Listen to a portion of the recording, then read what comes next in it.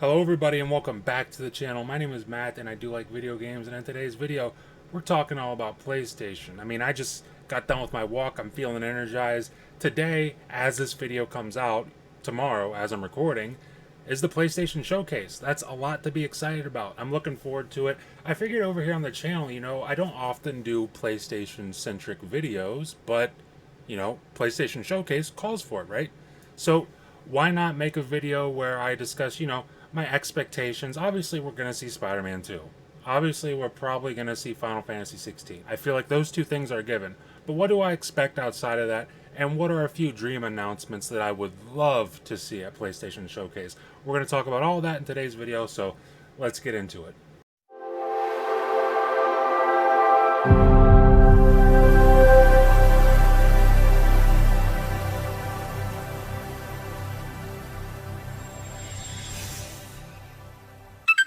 And the way I'm going to be doing this video is I'm going to give 3 expectations that, I expect to be at this show.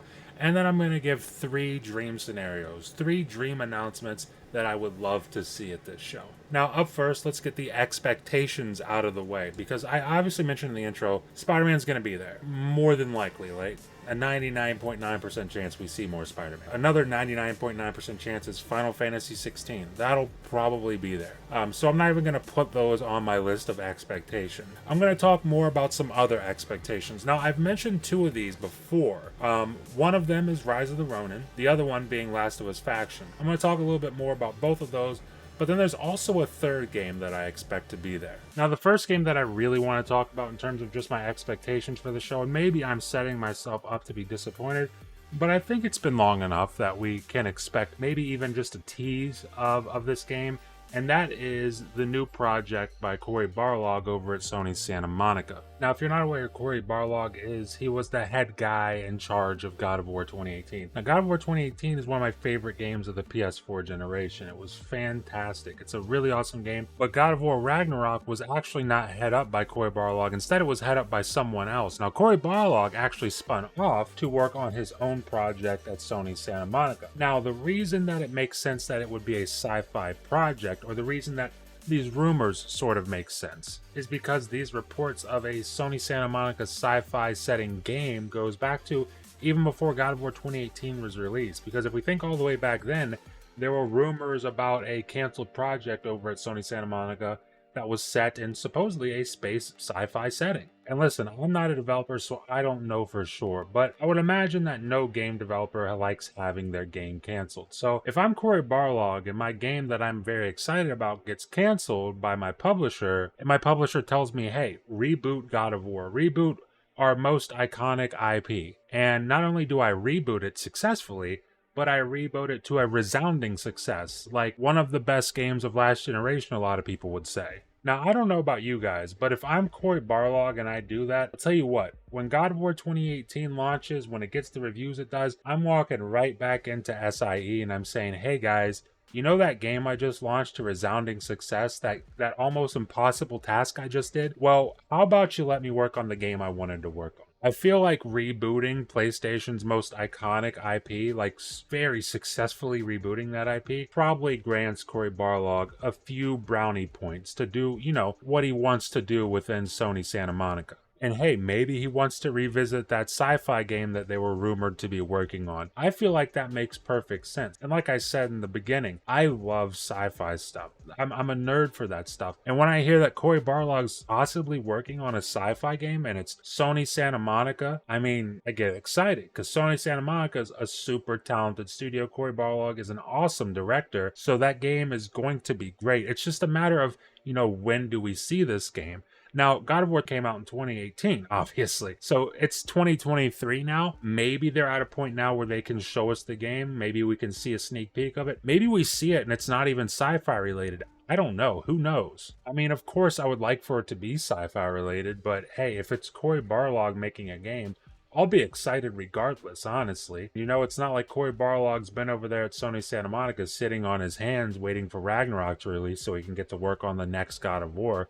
He's probably hard at work on something else right now, and I'm very interested to see what that ends up being. And then obviously I want to mention Rise of the Ronin, because that is a PS5 exclusive by Team Ninja, who just did Wolong Fallen Dynasty. Now, I talked a little bit about this in my video last Friday where I was, covering the week's news in gaming. Now, this game is going to be interesting, I feel like, because Wolong Fallen Dynasty, I couldn't really click with it when I played solo, but when I played co-op, it was fantastic. It was super fun playing that co-op. Now, if this game has co-op, like Wolong Fallen Dynasty has, then that's going to be something really, really awesome. Now, I'll still buy it if it's just single player, because I'm interested to see if I can power through a game like that, if I can beat it myself. It is a Souls-like game. And as you guys probably know, the only Souls game I've ever been able to play start to finish and really enjoy it was Elden Ring. Elden Ring is one of my favorite games of all time. I've tried other Souls games before Elden Ring. I've tried other Souls games after Elden Ring. It's not for me. But what has me interested about this, unlike even Wolong Fallen Dynasty, is the fact that this game is open world. And I think that's the thing that clicked with me most about Elden Ring, is the general exploration of the game. If I go over here and get my ass kicked by a boss, then I don't have to go over there. I can go over here and get stronger and come back for the boss later. That's what I really enjoyed about Elden Ring. Now, if that's something that I can do in this game, and on top of that, there's co-op, and it works kind of seamlessly like it did in Wolong Fallen Dynasty, then I'm all in, guys. I am all in on this game. Add all that together, and then throw in on top of it the fact that this all takes place in feudal Japan. Now, feudal Japan as a setting for video games just seems to be on fire lately. Ghost of Tsushima is fantastic. Obviously, you would assume we'll be getting Ghost of Tsushima 2 at some point. And then on top of that, you've got this game, Rise of the Ronin. And then Assassin's Creed's next big open world game, the one after Mirage, is supposed to be taking place in feudal Japan as well. We're going to be getting a lot of games with this setting, and it's really no mystery as to why. It's just a badass setting. So I'm really excited for Rise of the Ronin. But my final expectation for this show is I really want to see Last of Us Factions. Now, I made it clear in my video last Friday, I'm someone who wasn't really engaged with Last of Us Factions when it was released originally on the PS3 and then the PS4 with the original Last of Us. I didn't play it. I wasn't really into it. I'm not going to sit here and lie to you guys. But from what I understand, it was a really loved game mode, and the multiplayer was pretty damn good. It had a really good community around it. Now, I did play some of Uncharted 4's multiplayer, and that was fantastic. Now, if I can get a more grounded version of that, in a similar vein to Last of Us Part 2, then I'm all in on that. The combat and gameplay in Last of Us Part 2 was phenomenal. Now, obviously, this Factions game mode was meant to be released with Last of Us Part 2 when it launched, but we had a huge delay on it. Now, this delay kind of opens the gate for the fact that, hey, we don't even need to worry about the PS4 consoles. We can focus entirely on the PS5 and PC and make this game all that it can possibly be. And guys, Naughty Dog is one of the most talented developers in the industry, so I'm excited to see what they can do when they're focused entirely on a multiplayer game, because I feel like that game has the chance to be very, very special. Now, up next is the really fun part, and that is my dream announcements for this showcase. I've got 3 of them, and I want to go over all of them. And guys, this first one is the one that I would be most hyped for if it was announced. Now, obviously, I'm going to be hyped for all 3 of these, but this first one would be very, very special for me. And that is a Resistance remake. Now, honestly, it doesn't have to be a remake. If they came out and announced a brand new game in the Resistance series, then, I would be ecstatic. That would be even better than a remake. But I'm setting the bar at remake because if we can get a remake of Resistance 1, Resistance 2, or Resistance 3, any of those 3, built for the PS5 with online multiplayer, ooh, like I would be playing multiplayer on my PlayStation, which is something that I don't often do. That would be fantastic. I mean, I've got my PS3 in front of me. Unfortunately, I can't capture gameplay because of the HDCP. But I mean, just the other day, I was playing Resistance 2 on my PS3. This is a game that's well over a decade old at this point. That game, even on PS3, on this monitor here, looks amazing. It's amazing what they've managed to achieve with that hardware. Just imagine what they could do taking full advantage of the PS5. It would be one of the best shooters on the market right now if they brought it back. And guys, that was my first dream scenario for this PlayStation Showcase. My second dream scenario for this PlayStation Showcase is going to be SOCOM. Now, I'm focused in on multiplayer for these first 2 games specifically because I feel like for everything that PlayStation does, which is amazing single player content, like they're probably the best in the business at that, they kind of fall behind in multiplayer first party content. Now, if they could bring these two things back, SOCOM and Resistance, that is a huge boon to the multiplayer side of things for PlayStation. And my dream scenario for SOCOM is, hey, they bring it back. Obviously, you keep that classic third person tactical gameplay that you come to expect with the original SOCOMs on PS2 and PS3. Obviously, you keep that. But what you add to it is a first person mode. Now, SOCOM to me always looked cool. I'm not gonna lie to you guys, I didn't play a ton of it when I was a kid. I didn't grow up on it or anything. I played it whenever I went to my cousin's house, and that was about it. It was a fun time. But if I could go into first person view on SOCOM, that would add a whole nother layer to this game. And guys, obviously Microsoft is in the process of trying to acquire ABK, and you know, Sony's whole objection to this acquisition has been, what happens to Call of Duty? If it goes exclusive to the Microsoft platform, then you know, we can't really compete with that. And here's the thing, I think they can compete. Maybe not, you know, directly. I don't think that anybody right now can just make a military shooter or a modern military shooter that just competes with Modern Warfare 2. I don't think that anybody can just release that game and then all of a sudden it's right there with Modern Warfare 2. I just don't think that's possible. But here's what's interesting about bringing SOCOM back. You bring back SOCOM, obviously you're focused on an entirely different, just a different aspect of gameplay. Whereas Call of Duty is just run and gun, you talk trash in the lobbies, you're playing with your buddies, you're having fun or whatever. Whereas with SOCOM, it's much more tactical. Everybody's focused in on an objective, and you're playing that objective. It's a very tactical game. And we saw how popular SOCOM was back in the PS2 and the early PS3 days. People obviously want games like this. Like, there's a market for it. And if you can get tapped in directly to that market, I feel like you can build something that is huge in its own right. And here's the thing, you could have SOCOM be its own thing over here, focused in on a specific set of players who really love that game. More tactical combat, more thought out combat.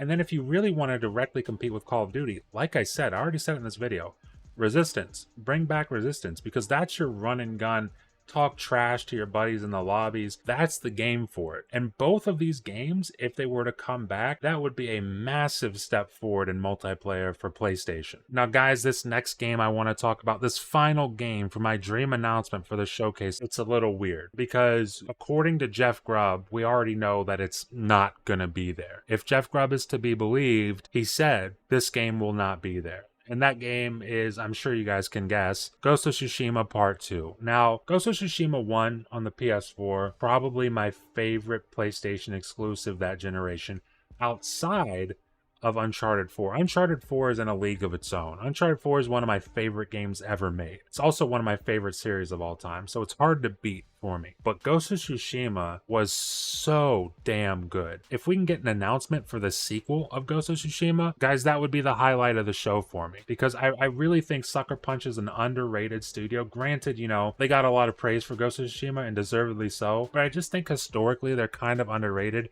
I feel like when people think of first-party studios for PlayStation, obviously you're thinking of Naughty Dog, you're thinking of Sony Santa Monica. Now they got Bungie, but Sucker Punch is such a phenomenal studio. Infamous Second Son back on the PS4, phenomenal game. Ghost of Tsushima, like I said, my second favorite PS4 exclusive back then. And then now, if we can get a Ghost of Tsushima 2 taking full advantage of the PS5, that's a Game of the Year contender right there. Now, obviously, I wouldn't expect this game to be announced and then dropped this year. I mean, even if it was announced, I don't expect this dropping this year. But just to be able to see it, even if it's a logo, just to know that the game exists, they're working on it, would be a highlight of the show for me. But that's really all I've got to say for today's video. I'm super excited for this PlayStation showcase. I probably will be streaming it. I just don't know in what capacity.